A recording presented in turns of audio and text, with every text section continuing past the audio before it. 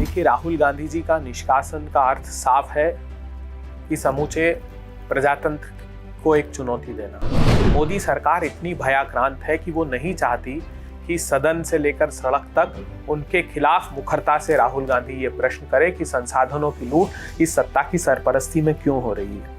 राहुल गांधी जी ने कुछ प्रासंगिक प्रश्न रखे थे सत्ता के सम्मुख कि प्रधानमंत्री जी बताइए, आखिर क्या कारण है कि जो आदमी स्ट्रेटेजिक एरिया में काम कर रहा है, डिफेंस के क्षेत्र में काम कर रहा है, जिसको मिसाइल का और रडार अपग्रेडेशन का काम दिया है, उसके साथ स्टॉक मैनिपुलेशन का आरोप जिस कंपनी पर है इलारा नाम की, वो साझेदार क्यों है।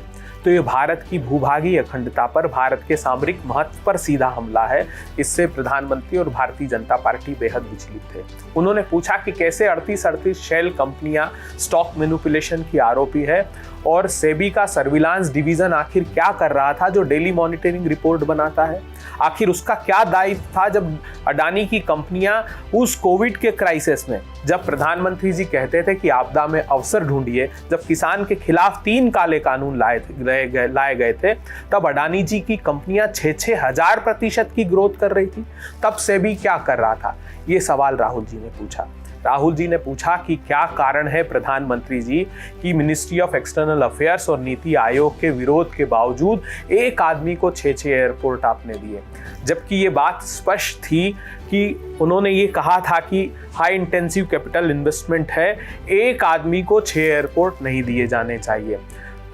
Ministry of airport authority of India का जो एक्ट है 2008 का, उसका सीधा वायलेशन किया गया। 7 साल के अनुभव का क्लॉज उसमें से हटा दिया गया। तो ऐसा क्या कारण था कि इतना हित अडानी जी का साधा।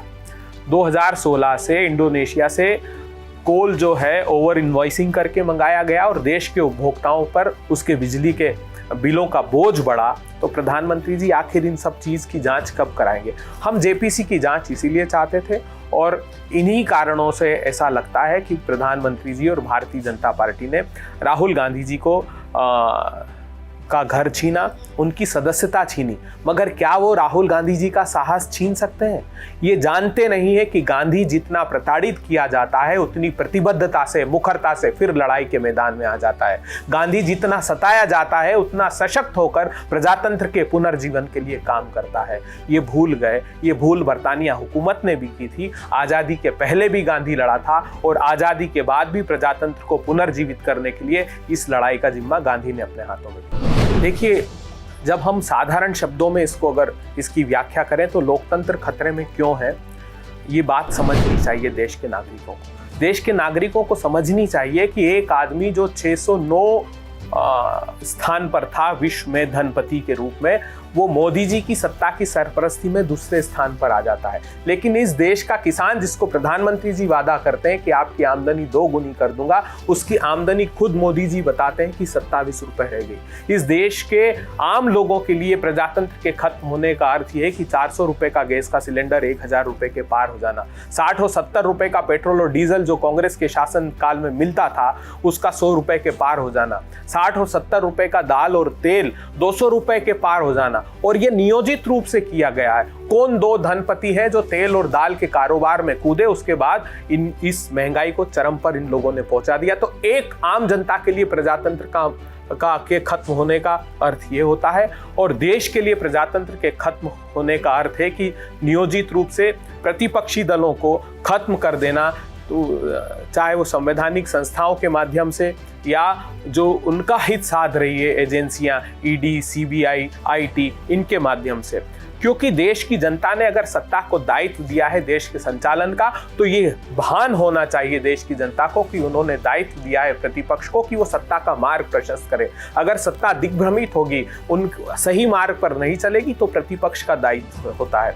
तो सत्ता संसाधनों की लूट के लिए निरंकुशता चाहती है और वो अंकुश राहुल गांधी जी लगाना चाहते हैं, वो अंकुश समूचा प्रतिपक्ष लगाना चाहता है। इसलिए सरकार नहीं चाहती कि प्रतिपक्ष का अस्तित्व रहे और खास करके राहुल गांधी जिस प्रकार मुखरता से सत्ता के खिलाफ स्वरों को बुलंद कर रहे हैं, तो सत्ता नहीं चाहती। इसलिए उनका संसद का कार्यकाल भी खत्म करना चाहती, उनसे घर तक छीन लेना चाहती। देखिए, उनके रिश्ते का अर्थ अब साफ परिलक्षित हो रहा है कि एक तरफ धनपतियों को संसाधन की लूट, दूसरी दूसरी ओर 12 करोड़ युवाओं के रोजगार छिन जाना, 84% लोगों की आमदनी से हाथ धो लेना, किसानों की आमदनी 27 रुपए रह जाना, तो ये परिलक्षित करता है साफ। राहुल जी ने पूछा प्रधानमंत्री जी से बहुत साधारण प्रश्न किए थे कि प्रधानमंत्री जी बताइए, आप बांग्लादेश जाते हैं और अडानी जी को इलेक्ट्रिसिटी का प्रोजेक्ट मिल जाता है, श्रीलंका जाते हैं अडानी जी को इलेक्ट्रिसिटी का प्रोजेक्ट मिल जाता है, आप ऑस्ट्रेलिया जाते हैं वहाँ पर कैसे कोल माइंस उसको अलॉट की जाती है और SBI लोन की गारंटी प्रदान कर देता है। तो प्रधानमंत्री की समूची विदेश यात्राएं अब प्रश्नों के घेरे में है और मुझे लगता है कि ये प्रासंगिक सवाल है जो अब देश भी पूछने लगा।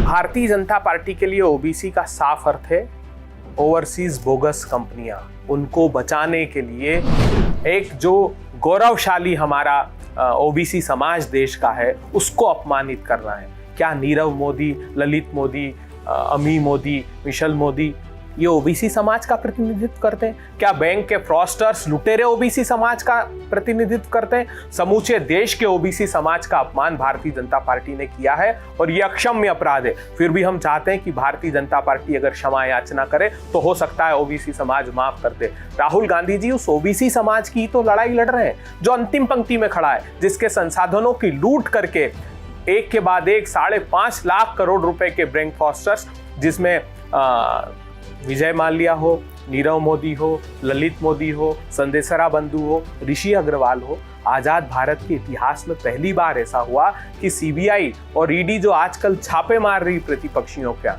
विजय माल्या का लुकआउट का नोटिस रिवोक किया और CBI ने कहा कि हमने गलती से नोटिस उसको जारी कर दिया था और उसके बाद विजय माल्या 36 सूटकेस लेके हिंदुस्तान से फरार हो जाता है। तो इतनी सदाशयता बैंक लुटेरों के खिलाफ दिखाते हैं और OBC का मुखौटा भारतीय जनता पार्टी के लोग उस समाज का जो भारत का गौरव है, उस समाज की आड़ लेकर अपने गोरख धंधों को ये जारी करना चाहते हैं, जिससे ये बच नहीं पाएंगे। समूचे देश के प्रजातंत्र को है, मगर राहुल गांधी जी प्रतिबद्ध हैं। वो सदन में नहीं तो सड़कों पर मुखरता से देश के इन सरोकारों की आवाज उठाएंगे और भयाक्रांत है भारतीय जनता पार्टी। अब उनको समझ नहीं आ रहा है, क्योंकि देश ने देखा है 4000 किलोमीटर की यात्रा करके किस प्रकार राहुल गांधी जी ने देश के सामाजिक ताने बाने को, देश के सद्भाव को, देश के बेरोजगारी के संदर्भ को, देश के महंगाई के संदर्भ को रेखांकित किया है। उससे भारतीय जनता पार्टी भयाक्रांत है। अब उन्हें कोई रास्ता दिखाई नहीं दे रहा है और मुझे लगता है कि राहुल गांधी जी ही वो प्रशस्त मार्ग देश के सम्मुख दिखाएंगे। जब राहुल गांधी जी कहते हैं कि मैंने स्वयं को समाप्त कर दिया, तो भारतीय जनता पार्टी को याद रखना चाहिए कि जब युवराज सिद्धार्थ अपने अस्तित्व को समाप्त करता है तो भगवान गौतम बुद्ध का उद्भव होता है। जब युवराज राम अपने वैभवशाली महल को त्याग कर वचन की मर्यादा की रक्षार्थ वन में गमन करता है तो मर्यादा पुरुषोत्तम भगवान प्रभु श्री राम का जन्म होता है। जब व्यापारिक पृष्ठभूमि का गुरु नानक अपने